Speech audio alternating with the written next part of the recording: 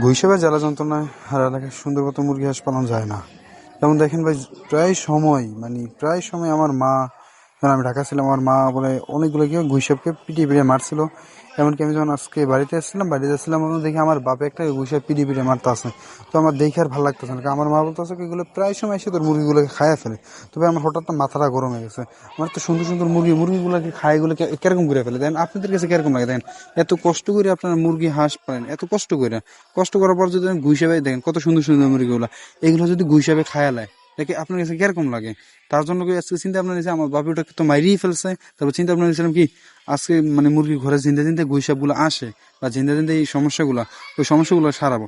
তার জন্য আজকে সর্বপ্রথমে আমি চলে গেলাম বাড়িতে যাই, দেখলাম আমার বাপা এটাকে মারতাছে মতন আমি দেখলাম যে এগুলো কোন কোন সাইড দিয়ে আসে। দেখলাম যে ইন্ডিয়া জাল একেবারে মানে নেচানো কি দেখেন, আমি যখন ঢাকা ছিলাম তখন আমার বাবা মা এরা তো মানে বৃদ্ধর মতনই হয়ে গেছে, কিন্তু এরা তো তত বেশি এগুলো বোঝে না। তার জন্য এখন আমি বাড়িতে ছিলাম কিন্তু এইটা মানে একেবারে মানে ইন্ডিয়া একেবারে ভাঙা দিকে আমি কি করলাম, যদি জাল মানে যে জালটা আছে না, জালটা দিয়ে একেবারে নিচে দিকে আমি কি করতেছি না, জালটাকে উপরে উঠানোর জন্য আমি বলছি কি দিয়ে এটা উপরে উঠানো যায়। তো আমি মানে বুঝতে পারি না যে এটা কি দিয়ে উপরে উঠানো যাবে। অনেকক্ষণ ভাবছিলাম মতো না, তারপর যে ভাবছিলাম যে না, এটা কোনো কিছু দিয়ে গোছ গাড়লে সুন্দর মতো এটা দাঁড়িয়ে থাকবে।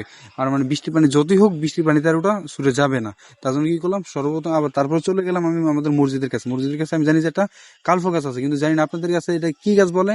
এটা আমাদের এই মানে ভোলাতে এটা কালফা গাছ বলে কেন? এটা মানে জমি নিয়ে লাগালে এটা দ্রুতই মানে যেতে হয়ে গেলে মানে এই জায়গাটা অনেক সুন্দর মতো মানে আটকে রাখে। তার জন্য চলে গেলাম কালফা গাছের কাছে যে আমার ছোট ভাইকে নিয়ে গেলাম মতন আমি গাছ উঠেছিলাম ভাই আমাকে মানে অনেক বল্লা ছিল। বল্লা নিয়ে আপনারা কি বলেন সেটা জানি না, কিন্তু ওগুলো আমাকে অনেক কামড়েছে মতন ভাই, আমার ফুল রানটা মানে এখনো প্রচুর ব্যথা, এখনো ফুলে থাকছে। তো আলহামদুলিল্লাহ সবগুলোই সুন্দর মতন কাটার পর এগুলো মানে সাইজ করতে হচ্ছে, এগুলো সাইজ করে রাখতে হবে, কারণ এরকম করলে তো আর এগুলো হবে না। কারণ পাতাগুলো সুন্দর করে সাইজ করার পর এগুলো মানে আর কোনো মানে বলছে, আমার কাকাকে জিজ্ঞেস করছিলাম কাকা এগুলো কিভাবে লাগান লাগে। কাকা বলছে এগুলো কোনো আগে অংশ নেই, এগুলো প্রথম সাইজ করে মানে সুন্দর করে কাটবি কি মানে পাতা যেগুলো আছে পাতাগুলো সবগুলো কেটে ফালে দেওয়ার পর এগুলো কি করবি সুন্দর করে, যে মানে আমি পাতাগুলো ফালে দেওয়ার মানে এগুলো এদিকে মানে যেদিকে যতক্ষণ ছিলাম ততক্ষণ ফুল পাতাগুলো ফালাতে পারিনি। তারপরে আমি আস্তে আস্তে বাড়িতে নিয়ে যেতেছেন যে এগুলোর সাথে এখন অনেক পাতা আছে। তারপর বাড়িতে নিয়ে গেছিলাম মতন। তারপর আমি কি করলাম যে ভাবছিলাম যে না এগুলো সুন্দর করে কাটতে হবে। কাটার আগে যে মানে কাটার আগে আবার ওই জায়গায় গেছিলাম এই জায়গাতে এখনো মানে অনেক ধরনের মানে যে কাঁচরা মুচড়া আছে, মানে প্রথম ভাবছিলাম যে এগুলো উঠিয়ে নিই। তারপরে আস্তে আস্তে চিন্তা ভাবনা করছি এগুলো উঠিয়ে নেওয়ার চেষ্টা মানে উঠিয়ে নিতে মানে একলা অনেক আমার কষ্ট হয়ে গেছে। কি করবো, আমার বাপে দোকানে।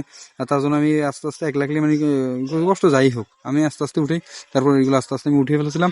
মানে মাটি অনেক ছিল, মানে জালটাকে মানে নেচে নামেছে, মানে মাটি পড়তো মানে বৃষ্টির পানিতে মানে বৃষ্টির পানি এমনকি মুরগি হাসলে মাটিগুলো মানে একটা সবগুলো জালে ফালিয়েছে মতন। তারপরে জালটাকে টাইনে উঠানোর পর এই যে গোছানোগুলো সুন্দর করে কাটার পর মানে এগুলো মানে আজকে ফুল লাগাতে পারিনি।